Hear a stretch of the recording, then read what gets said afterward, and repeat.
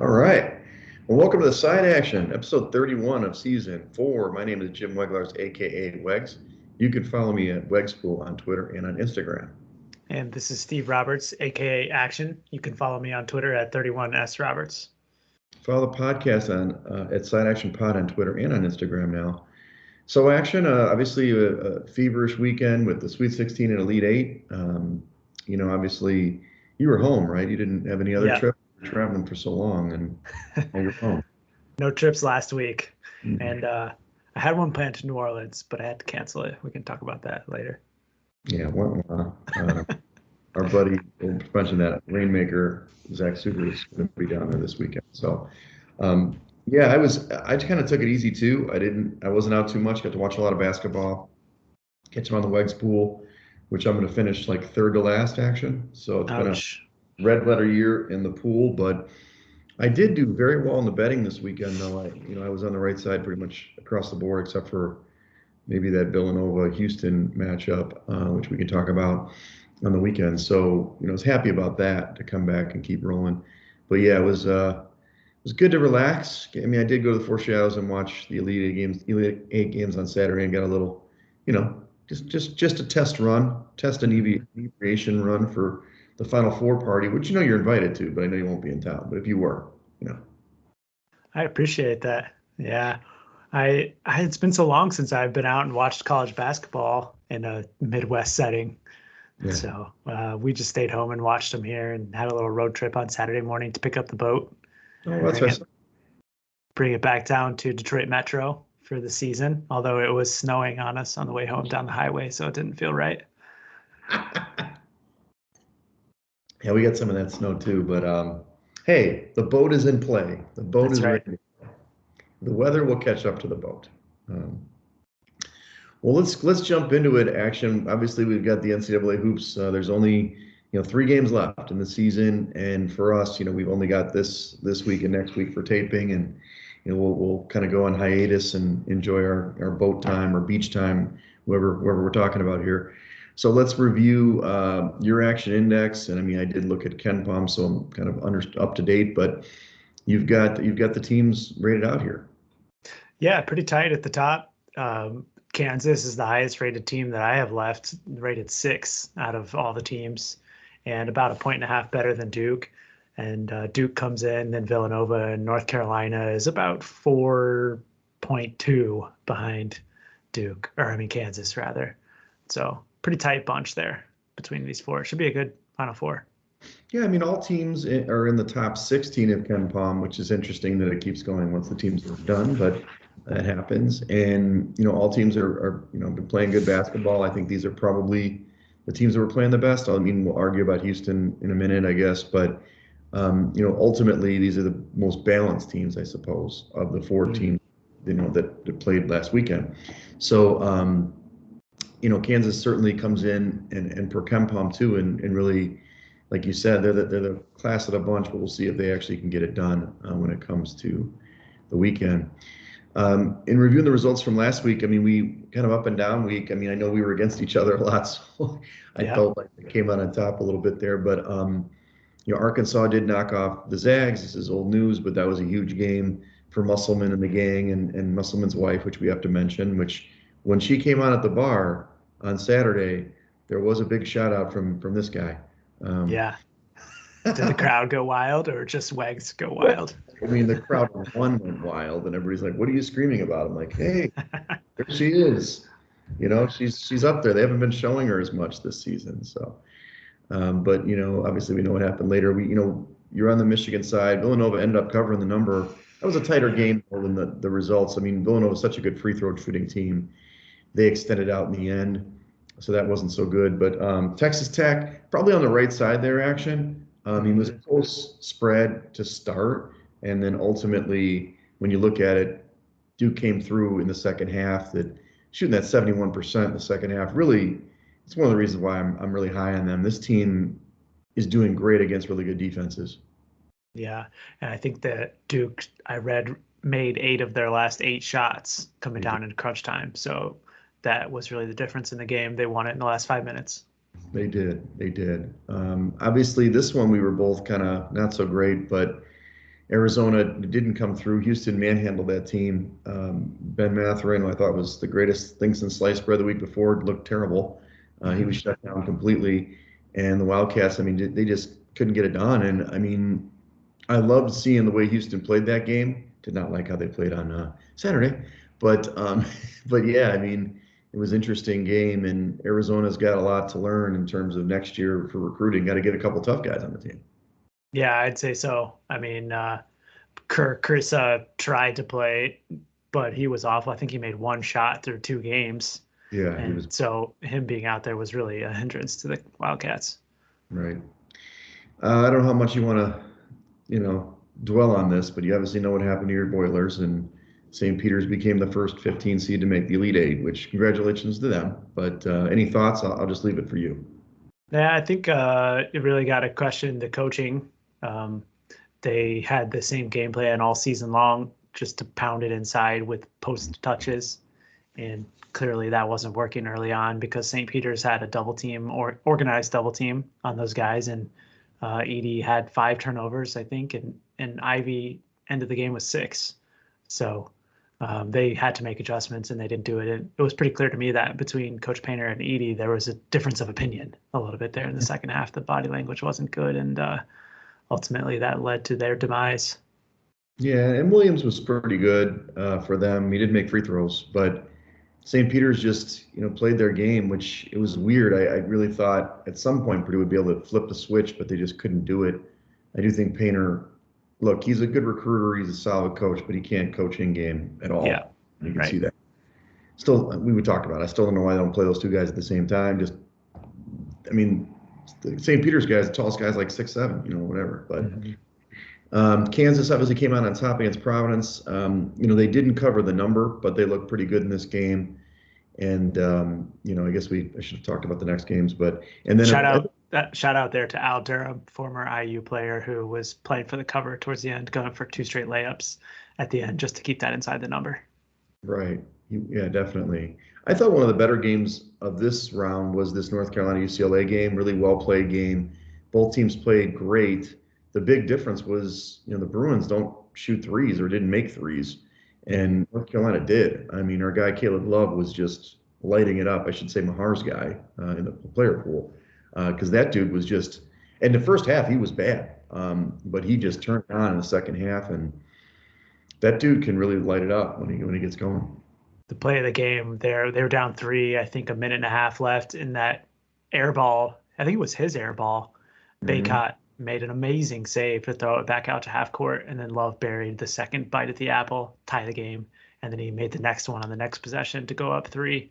If it wasn't for that save by Baycott, I think that UCLA was going to win that game. Yeah, it was definitely down to that situation. I do think, if I'm not mistaken, Love had 27 second half points in that game, so he turned it up. But you're right. I mean, UCLA was right there. They played really well. You kind of had the handicap right in terms of Mick Cronin and stuff, but in the end, couldn't get that one done. And then Miami, this was kind of like I couldn't believe this. I mean, it's just how they do the brackets and how they do the regions, but the Miami-Iowa State game, kind of the who cares game, but Miami covered easily in that one. But, I guess we can go right into the Elite Eight matchups. They turned around and they played great for a half against Kansas, and then Kansas they opened again a whoop ass on them in the second half. And it's kind of what I expected to happen. When I was at the bar on Saturday, I was talking to Cardish. I think Cardish, one of Ridgway's buddies, and he's always trying to find what the books need. He's usually a contrarian bettor, so to speak. And I was pretty much on the favorites all weekend. When Houston didn't cover, obviously I got the cover with later in the night with Duke and stuff. But man, this one, I was like, Kansas is going to beat them. They're going to beat their ass, because they're too big for them. In the first half, didn't look like it. Yeah. Then they finally started catching fire, and their defense tightened up. They were stopping the penetration and making people shoot outside, and Miami couldn't get the big hits. Yep. I think really the story of the weekend was the under run in the 12 games between Thursday and Sunday. First half unders went 11-1. And similarly on the full game unders, also 11-1 on the weekend. So it was just an incredible torrid pace. I think I bet every one of them. So it was a solid weekend from that perspective.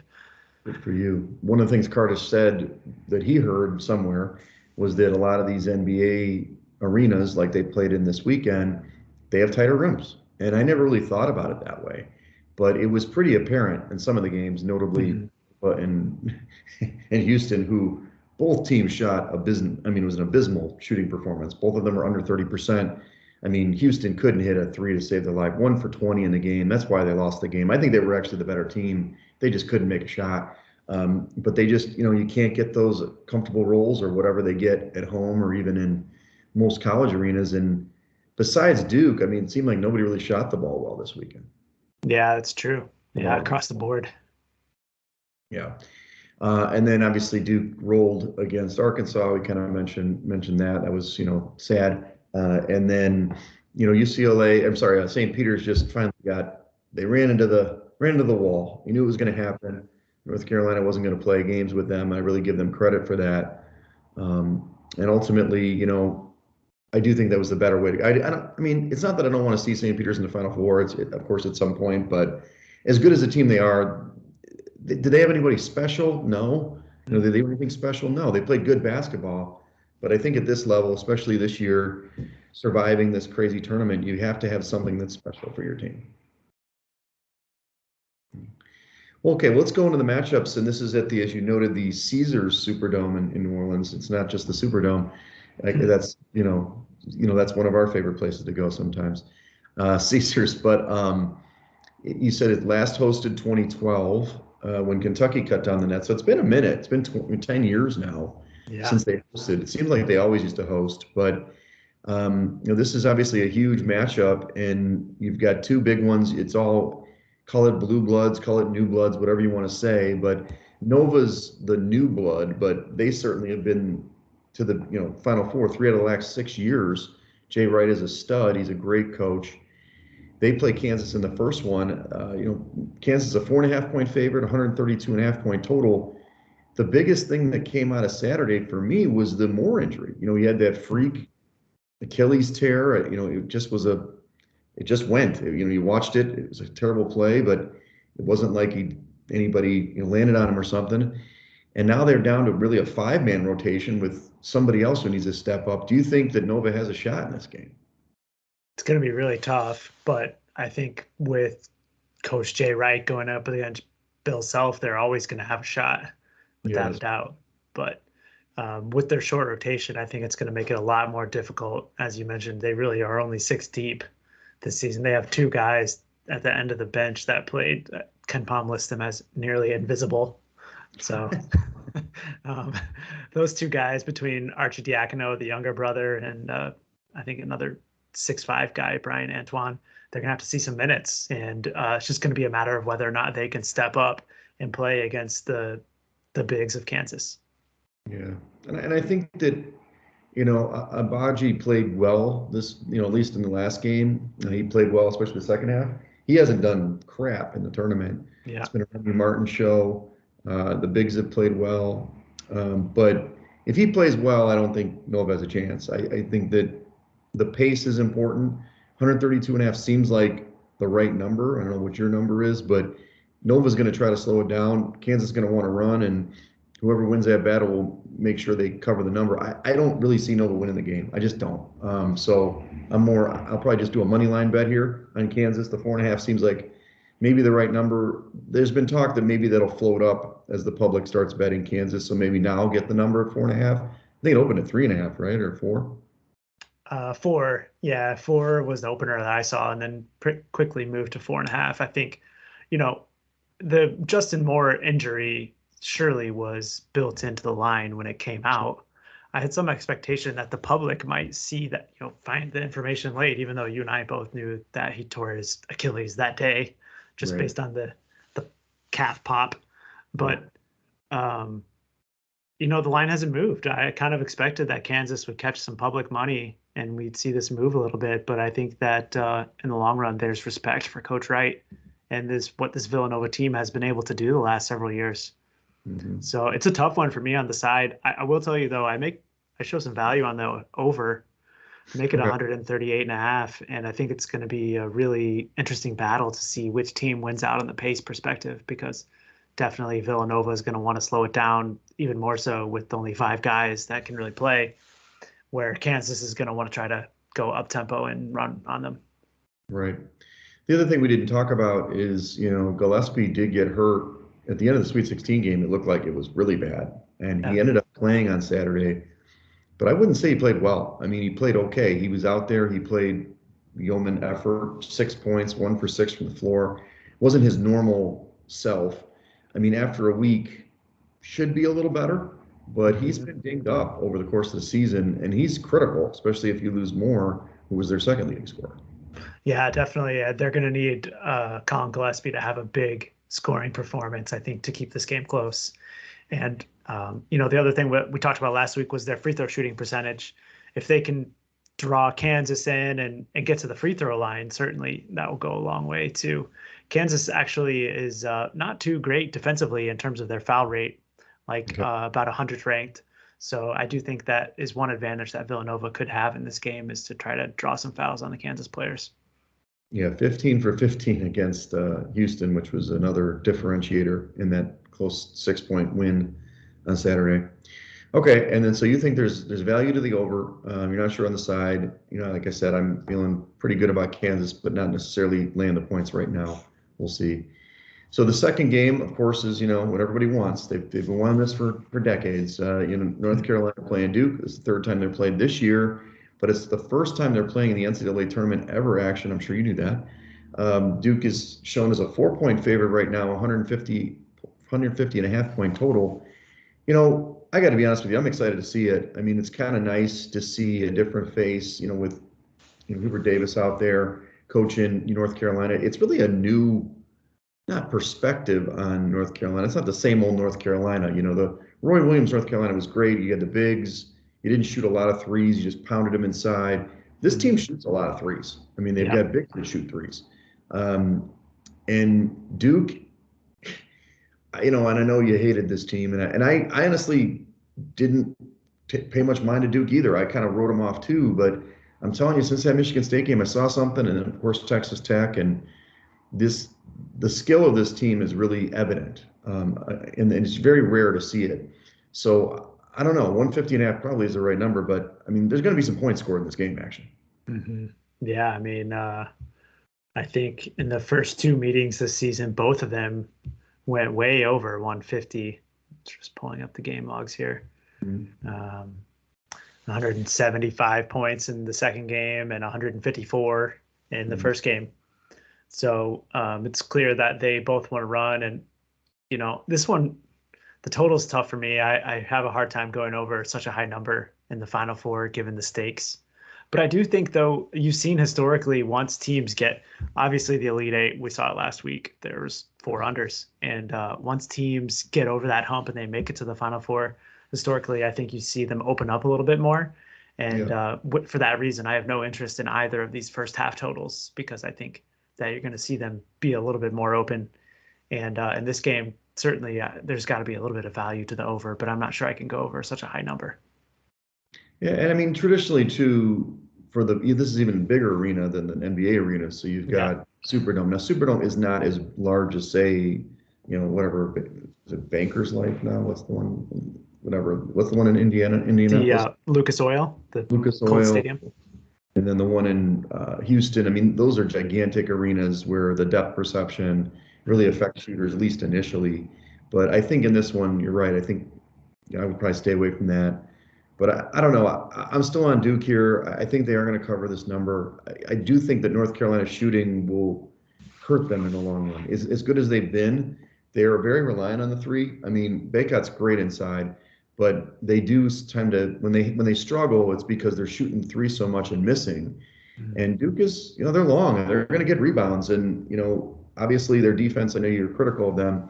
They figured out a way to play enough defense, and then on the offensive end, they don't rely all on the three. They shoot all over the place. A three, inside, outside. So I do like Duke. I don't know about the total, but I'll leave that to you. No, I'm passing on the total as well, but I also bet on Duke already -4. And I think you and I texted a little bit about it. The Duke defense actually showed up last weekend in both games.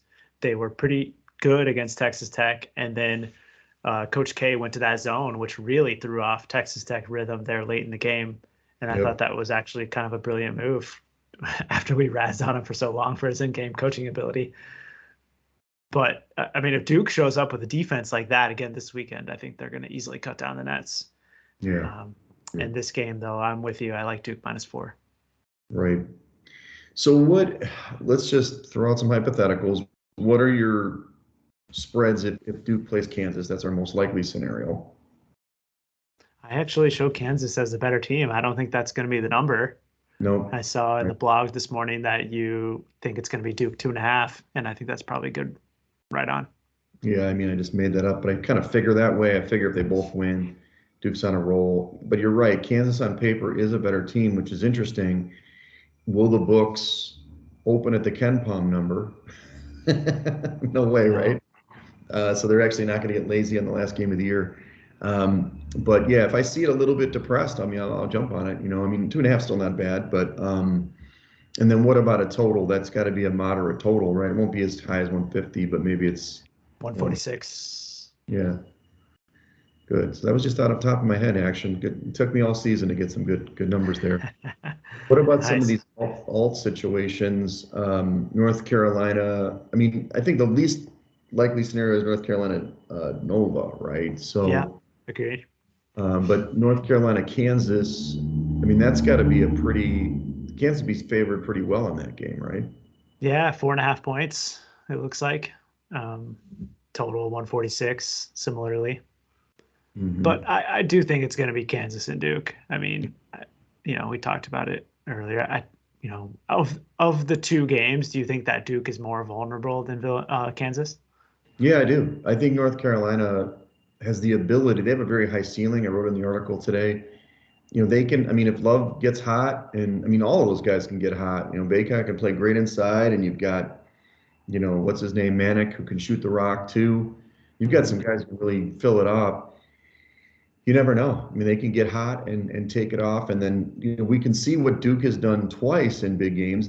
So far they've not done this, but when they faced North Carolina at home and Coach K's finale, they crumbled. They also crumbled in the ACC tournament in the title game. So that's the wild card. It's more of an emotional handicap, but it's not like North Carolina. Any of these guys in North Carolina have been there either. So it's. Of the teams here, the Nova group is probably the most, even though, I don't know, Gillespie was on the Final Four team, the last guy, in 2018. Yeah, he played in that. Yeah, but for the most part, everybody's new to the big dance, and I just think Nova doesn't have enough juice to make it with the injuries. So it's not about experience, about who's going to play the best. And so far, I think Duke they're vulnerable, but I think they'll come on top. And who do you like in the championship then? Assuming Kansas Duke. I like Duke. I mean, I think Duke's going to win. Look, Kansas played really well in the second half against Miami. They showed me their best basketball, so I saw something from them. But I know I was giving you a hard time because I'll call this guy out. He's telling me I was going to be a Miami Arkansas final or whatever, busting his balls because it's like, what? I mean, I get it. It probably was a high, good plus money to see that matchup. But I mean, Kansas. They hadn't played that well in the tournament yet. And Miami, as good as they played, they're small and their defense is okay, Yeah. I just think that Duke, because of the NBA talent on their team, they just have another level than Kansas, right? So if they play their potential, they're going to win. But that doesn't mean they're going to win. We've seen it many times before. So, I mean, i.e. which team? The Frank Kaminsky Wisconsin team, which was very good, but losing to that Kentucky team that probably should have won, and that was a great team. Yeah. Hey, couldn't get it done. I think I'll be betting on Kansas in that game, especially if they're an underdog. I show Kansas as the better team, and I've talked about it. I think that eventually Duke's defense is going to get them beat, despite how well they played last week. Right. Now, do you have any pools? I know you're probably out of the player pool like me, but pools or what's your Calcutta look like now? Are you guys out 100%? Yeah, we had Arizona as our horse, so we are out. Right. I mean, it's tough. It's been one of those years, even though these teams, if you look at it now, you're like, oh yeah, these teams are pretty good. I mean, North Carolina is probably the surprise of this group from if we listen to us all year, Yeah, they may be the surprise. But definitely.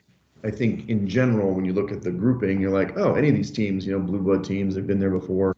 So it's not a shock. It's just the way we kind of handicap the season. And not that Ken Palm completely failed us, but it hasn't done great. No, not at all. The metrics have not picked winners this year.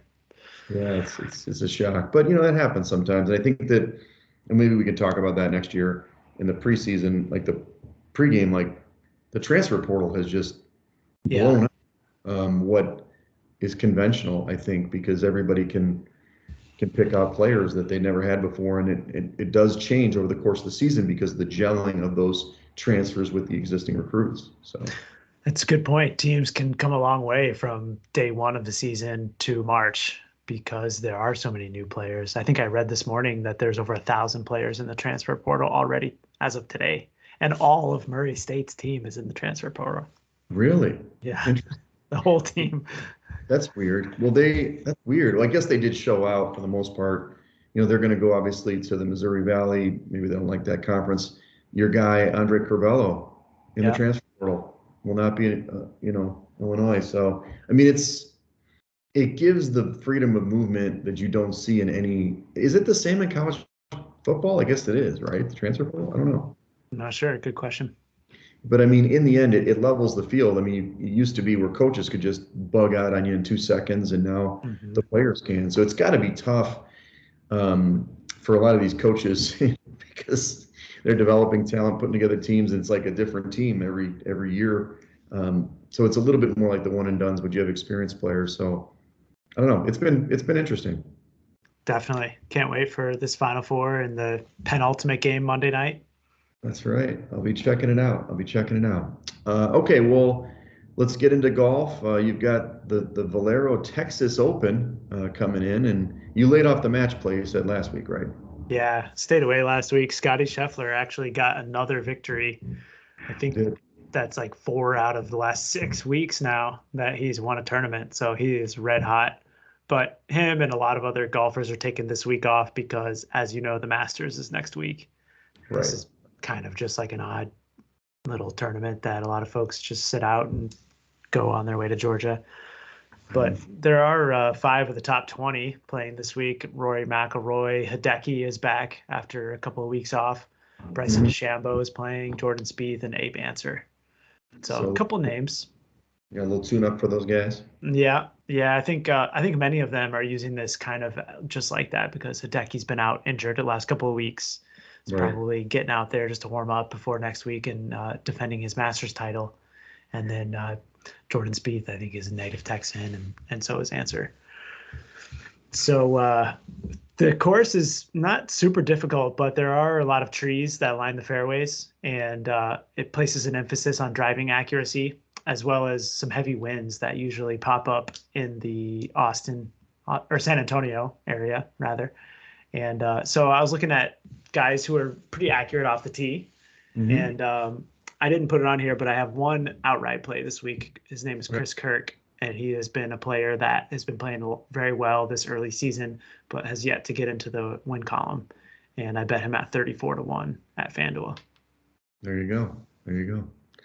34-1 is a nice payout. So these matchups you like, Matsuyama coming back, for Roy. Don't worry, just so you know, Action, I have not a hatred for McIlroy, but I don't trust him. Oh yeah, his golf game or him as a human being? Well, I don't know him as a person, but I just don't trust him to win another major, like ever. So I'll always bet against him. So good job, plus 145 on that one. And one of our the podcast favorites, Johnny Vegas, minus 110 against Matt Kuchar, the Cooch. Why did you target these guys? Because of the accuracy? Yeah, both of them very accurate off the tee. Johnny Vegas, I think I've bet on him several times on this podcast this season. He's really showing well in the model that I use. And Matt Kuchar, on the flip side, has not been playing well lately. He does have pretty good course history here in San Antonio, so that is one thing on the Kuchar side, but I think this is a week that Vegas shows up. Vegas is also playing for a spot in the Masters. There are several guys in this tournament who need to win to make it to Augusta next week, and Vegas is one of them. Wow, so they have to win the tournament outright. They can't be a top 10 finish. I believe that's right. Yeah. Well, there you go. High motivation. I like that. I like that. Mhm. Okay. Well, great. I won't be betting on golf. Maybe the Masters. We'll talk about All it next right. week. But Yeah. so for our final episode next week, we'll recap the college basketball situation over the weekend, Final Four and the championship, and then a little Masters preview. Sound good? Definitely. Definitely. And then we'll close out for the year. And Action's going to be wakeboarding or wherever he does on that boat of his, and or is it just skiing? Just skiing? Well, no, we're going to do some wakeboarding this year. We need to find a third to go out with us, but we've got a couple of recruits in the works. Okay, okay. You're working the phones, combing the lakes, the lake shores, just That's seeing what right. people are doing. Random guys walking around with a board on their shoulder, don't have a boat. So, well, good. I mean, this weekend, and I guess we have so many listeners, so you're all welcome to the Four Shadows this weekend on Saturday to watch the Nice. four with me, and we've got about 25-ish to 30 people coming this year, so it's pretty exciting. It's the first time we've done it in I guess it's like 3 years. I guess I had people watch the Final Four last year, but it was a little smaller crew, right? Hmm. I didn't do a full normal blowout. And obviously we'll have some, got some wings, quesadillas, stuff like that. It'll be a good time. And, everybody will be ready for us. Matt and Robert will be ready. So How looking for, about the side action marquee? Is that going back up this weekend? I gotta push for it again. I've seen it. It came down actually. I was disappointed. But I will push. Hey, buddy, come on. I'm bringing in 30 people. Let's go. Yeah. We're a third of the bar. There you go.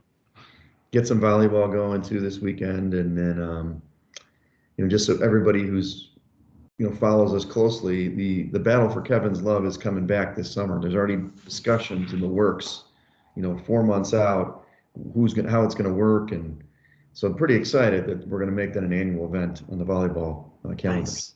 I'm sure there'll be odds, at least in Rivers on that for sure. Hmm.